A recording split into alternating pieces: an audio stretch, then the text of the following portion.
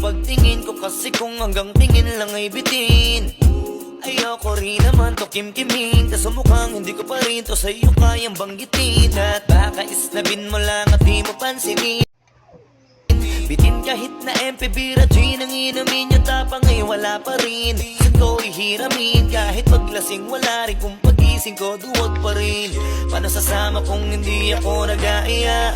Paano tatama kung hindi ako tumataya? Minsan iniisip ko na wag na lang kaya, kaso yung isip ko ay nagbabago din maya-maya. At sobrang sa pag-asa, kulang sa kumpiyansa, kaya mukhang malabong magka-tsansa. Gusto ko lang naman yung mag-ipopoy mo ba siya? Yun ang matagal ko